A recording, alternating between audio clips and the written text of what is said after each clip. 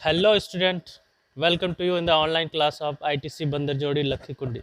I am Sasikant Pandit. I will teach you the basic theory of electrician. In previous class, पिछले class में हम लोगों ने basic theory के कुछ पार्ट को देख चुका था और उसी को हम लोग आगे लेकर इस क्लास में चलेंगे। एक बार फिर से मैं याद दिला दूं कि मैं पिछला क्लास में प्रतिरोध के बारे में बताया था।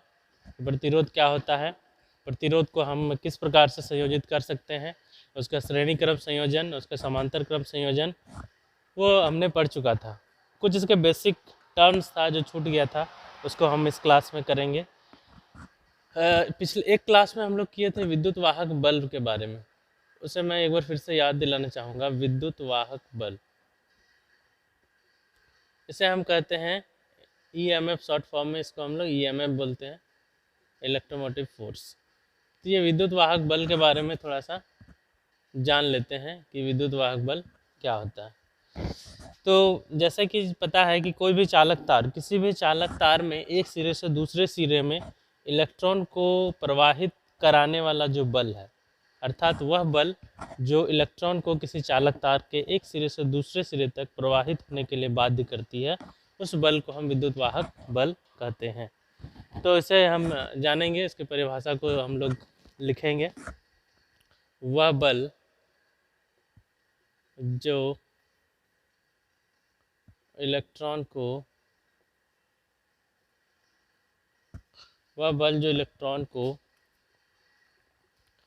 किसी चालक तार के एक सिरे से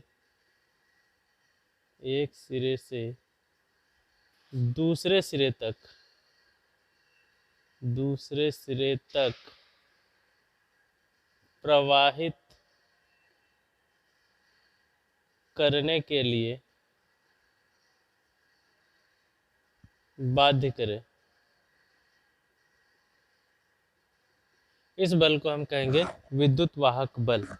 जैसे कोई बैटरी हमारे पास अगर है, कोई एक बैटरी अगर हमारे पास है, तो इस बैटरी पर जनरली लिखा जाता है 1.5 वोल्ट।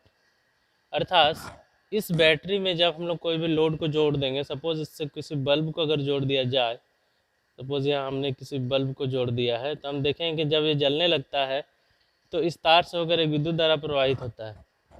तो ये विद्युत धारा का जो है सप्लाई करेगा, वो कितनी विद्युत धारा सप्लाई कर सकता है, तो वो हम देखेंगे कि वो 1.5 वोल्ट तक, इतना वोल्ट तक का जो भी विद्युत धारा इसमें होगा वो इसको प्रवाहित करता रहेगा। जैसे ही 1.5 वोल्ट इसका ख़त्म हो जाएगा, वो अपने आप इसको सप्लाई देना बंद कर देगा। तो कहने का मतलब ये जो 1.5 वोल्ट लिखा रहता है बैटरी का, इससे हम क्या कहते हैं, विद्युत वाहक बल। यही इसका विद्युत वाहक बल होता है जो इस बैटरी के भीतर में स्टोर रहता है। तो ये तो था विद्युत वाहक बल के बारे में, इसको हम लोग पिछला क्लास में भी देख चुके थे। चलते हैं हम लोग अगला टॉपिक की ओर, जो है विद्युत कार्य। हम लोग विद्युत कार्य किसे कहते हैं?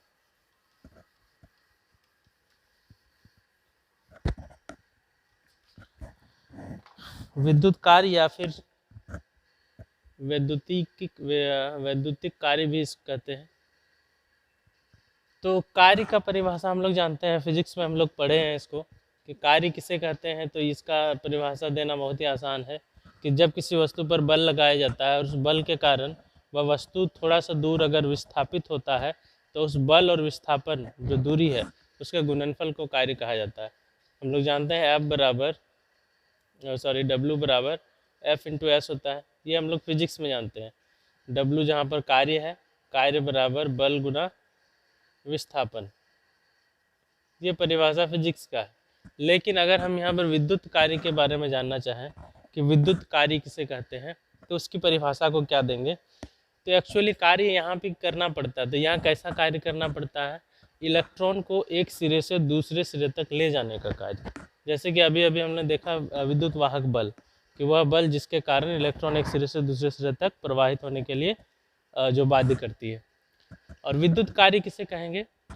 कि किसी भी चालक तार में एक सिरे से दूसरे सिरे तक इलेक्ट्रॉन को एक सिरे से दूसरे सिरे तक इलेक्ट्रॉन को ले जाने के लिए जो कार्य किया जाता है उस कार्य को हम विद्युत कार्य कहेंगे।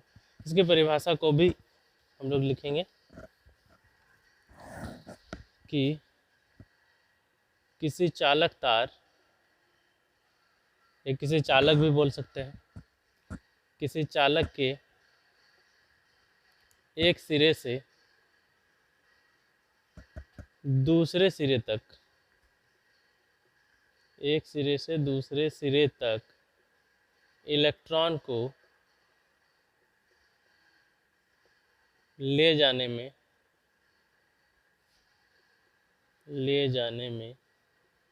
किया गया कार्य विद्युत कार्य कहलाता है, विद्युत कार्य कहलाता है। यह विद्युत कार्य का परिभाषा है कि किसी चालक के एक सिरे से दूसरे सिरे तक इलेक्ट्रॉन को ले जाने में किया गया कार्य विद्युत कार्य कहलाता है। कार्य को हम लोग जैसे W से सूचित करते हैं वैसे यहाँ भी W से सूचित करते हैं। और W बराबर, जैसे फिजिक्स में W बराबर F इंटू एस होता है, बल गुना विस्थापन। और यहाँ पर क्या हो जाएगा, यहाँ पर कौन सा बल कार्य कर रहा है, विद्युत वाहक बल। तो यहाँ हो जाएगा विद्युत वाहक बल, और इसमें गुना क्या हो जाएगा, विस्थापन। और यहाँ विस्थापन क्या किस चीज़ का हो रहा है, करंट का, विद्युत धारा का। तो उसको हम लोग क्या लिख सकते हैं, उसको हम लोग लिख सकते हैं यहाँ पर विद्युत धारा, विद्युत धारा। और इसको गुना किससे करेंगे हम लोग, समय से। विद्युत धारा को जब समय से गुना करेंगे तो हमारा यहाँ पर क्या आएगा, कार्य आएगा, विद्युत कार्य आएगा। इसको हम लोग शॉर्टकट में लिख सकते हैं, ये कार्य है W। अगर सबका डिनोट इंग्लिश में अगर इसको किससे इंडिकेट करते हैं वो लिखे हैं तो कार्य को W से, विद्युत वाहक बल को EMF से, जिसको इलेक्ट्रोमोटिव फोर्स कहा जाएगा, विद्युत धारा को I से, और समय को T से। ठीक है, तो इससे हम लोग सूचित करते हैं। अब EMF को या तो हम E से सूचित कर सकते हैं या फिर V से दिखा सकते हैं। E और V दोनों से ही दिखा सकते हैं, लेकिन जनरली EMF को हम E से दिखाते हैं। तो इसको हम चाहें तो W बराबर E into I into T। तो यहाँ से हमारे पास एक आता है EIT भी लिख सकते हैं, या फिर E को हम लोग V भी लिख सकते हैं, VIT भी कहीं कहीं हम लोग लिखते हैं। तो ये दोनों ही सही है, ये भी सही है, ये भी सही है। W बराबर EIT भी हम लोग लिख सकते हैं, W बराबर VIT भी लिख सकते हैं। तो ये कहलाता है विद्युत कार्य। अगर हम लोग आगे चलते हैं, अब इसका मात्रक क्या होगा, जो कार्य का मात्रक होता है वही यहाँ होगा, कार्य का मात्रक जूल। तो W का मात्रक भी यहाँ क्या हो जाएगा, जूल। ठीक है, तो ये विद्युत कार्य की इकाई है, इससे हम लोग इसको नापते हैं। इसके बाद चले हम लोग विद्युत शक्ति, कि विद्युत शक्ति क्या होता है उसके बारे में जान लेते हैं।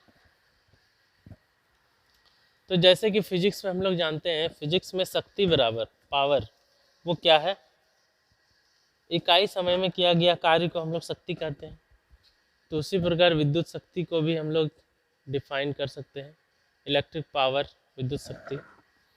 तो शक्ति क्या होता है, जैसे फिजिक्स में इकाई समय में किया गया कार्य, मतलब एकांक समय में, तो P बराबर W/2T, ये होता है फिजिक्स की परिभाषा, कि शक्ति बराबर कार्य बटे समय, जो इकाई समय में जो कार्य किया जाता है वही शक्ति। तो सेम टू सेम परिभाषा इसका यहाँ भी होगा, सिर्फ क्या लग जाएगा, यहाँ पर जनरल कार्य था, यहाँ पर विद्युत कार्य होगा, कि इकाई समय में किया गया विद्युत कार्य विद्युत शक्ति कहलाता है।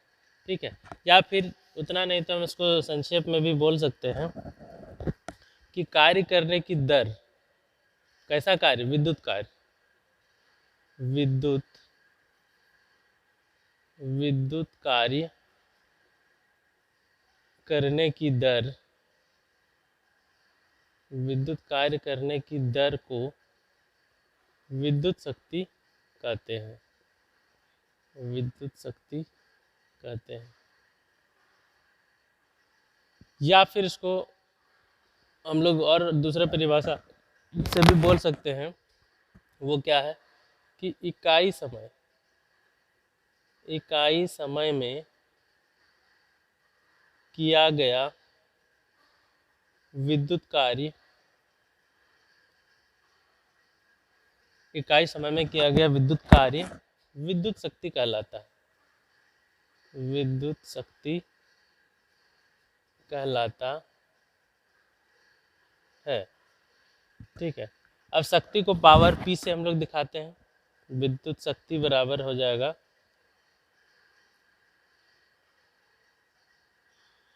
विद्युत शक्ति बराबर विद्युत कार्य और बटे समय। इसे हम क्या कहेंगे, विद्युत शक्ति। चूँकि विद्युत कार्य को हम लोग W से दिखाते हैं और समय को T से दिखाते हैं। अब यहाँ पर अगर हम W का मान और T का मान को रखें तो यहाँ से हमारे पास विद्युत शक्ति P का एक फॉर्मूला यहाँ से आता है, उसको हम लोग देखेंगे। ठीक है, तो ये परिभाषा विद्युत शक्ति का, इसे स्क्रीनशॉट ले सकते हैं। ठीक है, इसका हम लोग डिटेल में चलते हैं थोड़ा सा विद्युत शक्ति को। अगर यह W और T का मान, T का तो नहीं, W का मान को रखेंगे तो यहाँ से देखते हैं कि क्या मिलता है हमें। इसी को हम लोग अगर आगे बढ़ाएं, चूँकि विद्युत शक्ति बराबर W/T, विद्युत शक्ति पावर P बराबर W/T, ये आया है। अब यहाँ पर हम W का मान को रखेंगे। चूँकि W बराबर अभी हम लोग देखे थे विद्युत कार्य, अभी तुरंत हम लोग विद्युत कार्य W बराबर लिखे थे V/I/T, दो लिखे थे VIT या फिर EIT। अगर हम लोग VIT को लेंगे, ये इस मान को यहाँ पर रख दें तो क्या हो जाएगा, W बराबर VIT/T, T से T कट जाएगा, जब मिलेगा V/I, तो पावर बराबर यहाँ से एक फार्मूला आ जाता है V/I।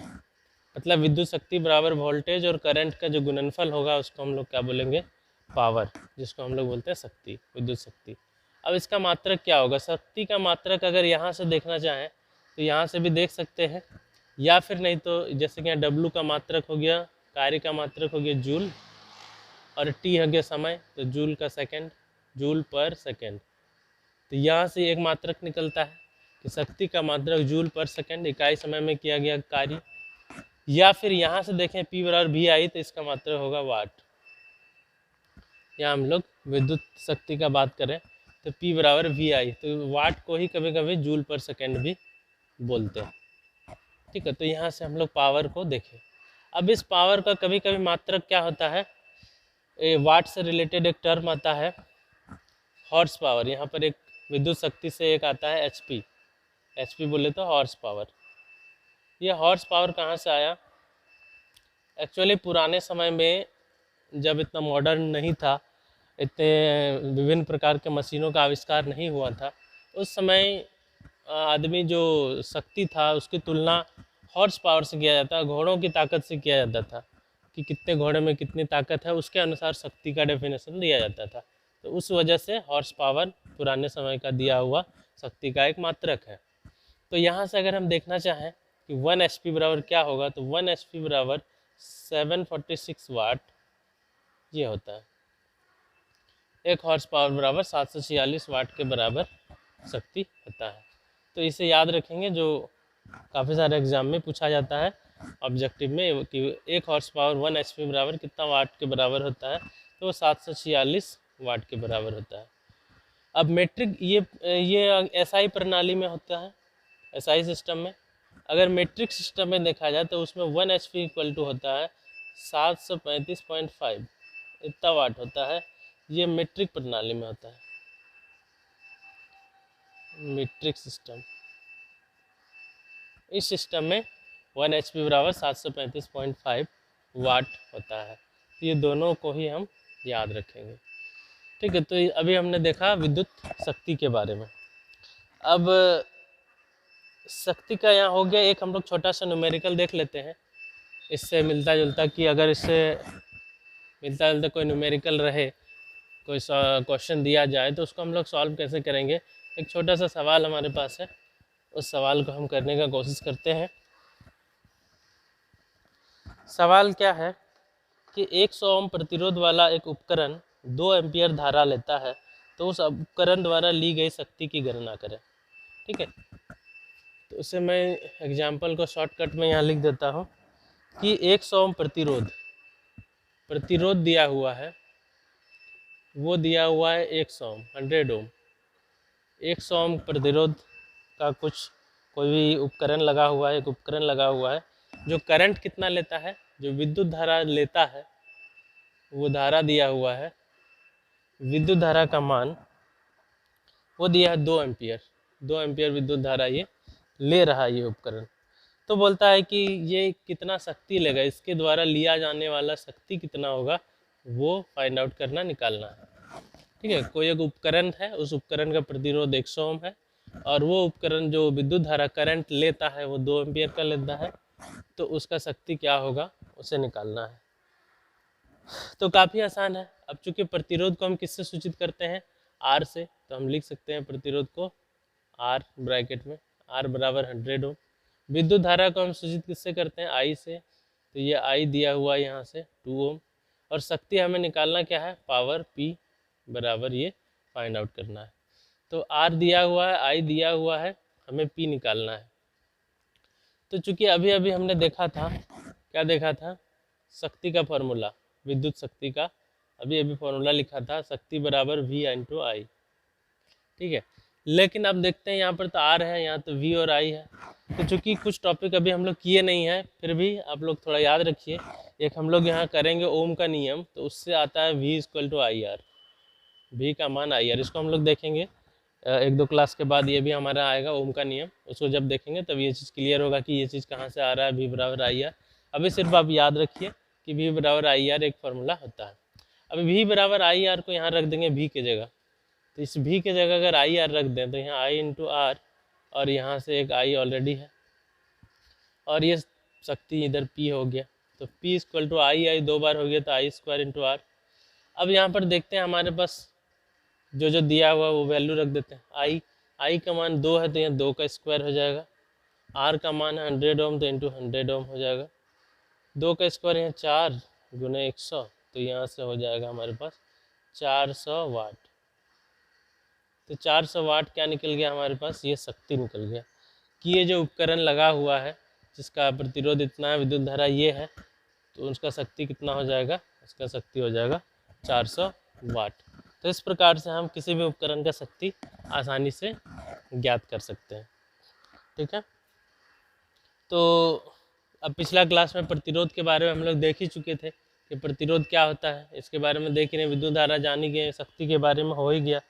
अब बच रहा है एनर्जी के बारे में, ऊर्जा क्या होता है उसके बारे में भी देख लेते हैं हम लोग। ठीक है, तो एनर्जी के बारे में देखते हैं। तो फिजिक्स में हम लोग पढ़ते हैं ऊर्जा के बारे में, तो ऊर्जा का परिभाषा वहाँ हम लोग जानते हैं कि कार्य करने की क्षमता को ऊर्जा कहते हैं। ठीक है, लेकिन यहाँ पर हम लोग बात करें इलेक्ट्रिशियन में, तो इसका परिभाषा कैसे दिया जाता है, तो वो हम लोग देखेंगे। एनर्जी, जिसको हम लोग क्या कहते हैं, ऊर्जा। तो एक्चुअली इसकी परिभाषा क्या होती है, कार्य करने की क्षमता। तो वही परिभाषा यहाँ पर भी होगा कि जो कार्य करने की क्षमता है उसे हम लोग क्या कहते हैं, ऊर्जा कहते हैं। तो यह कैसा कार्य होगा, विद्युत कार्य, विद्युत कार्य करने की जो क्षमता है उसे हम कहेंगे ऊर्जा। तो यहाँ हम लोग लिख सकते हैं विद्युत कार्य करने की क्षमता को ऊर्जा कहते हैं, ऊर्जा कहते हैं। ठीक है, अब ये ऊर्जा का सूत्र कैसे हम लोग निकालेंगे, तो ऊर्जा बराबर क्या होगा, ऊर्जा बराबर देखा गया है शक्ति इंटू टाइम, जो हम लोग पावर अभी भी निकाले, इसको जब समय के साथ गुना किया जाता है तो हमारे पास एनर्जी आ जाता है। कि जो शक्ति हम यहाँ इस्तेमाल कर रहे हैं, लगा रहे हैं, वो शक्ति अगर 5 मिनट 10 मिनट या 5 सेकंड 10 सेकंड तक अगर लगा रहे हैं तो उस समय तक कितना शक्ति लग रहा है, उसी के गुणनफल को क्या कहेंगे हम लोग, ऊर्जा कहेंगे, एनर्जी कहेंगे। ठीक है, तो ऊर्जा को हम लोग एनर्जी ई से डिनोट करते हैं क्योंकि पहला लेटर ई है।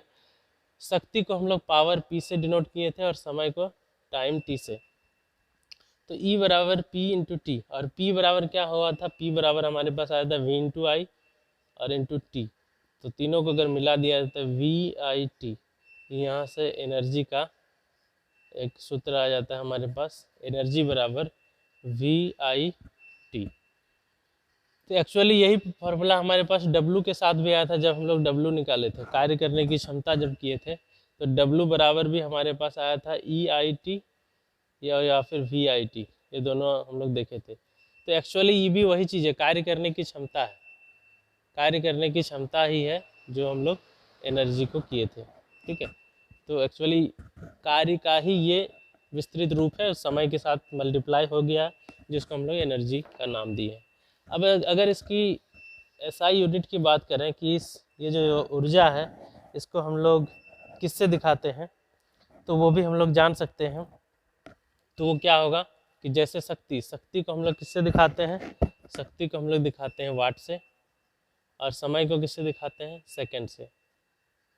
ठीक है, तो इसका मात्रक क्या हो जाएगा, एनर्जी का मात्रक हो जाएगा वाट पर सेकंड, सॉरी वाट सेकंड। ये वाट सेकंड क्या होगा, एनर्जी का मात्रक हो जाएगा। ठीक है, तो इस प्रकार से हम देखें यहाँ पर वाट सेकंड के बारे में।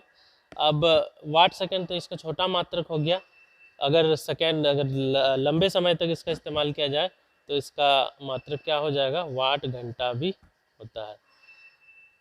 और बहुत बड़ा अगर एनर्जी रहा तो वो क्या हो जाएगा, किलो वाट घंटा भी इसका मात्रक होता है, बड़ा मात्रक किलो वाट घंटा। ठीक है, चूँकि वीडियो लंबा हो रहा है तो हम लोग आज यहीं पर इसको समाप्त करते हैं। नेक्स्ट क्लास में हम एनर्जी को इसको और एक बार फिर से समझ लेंगे। ठीक है, थैंक यू।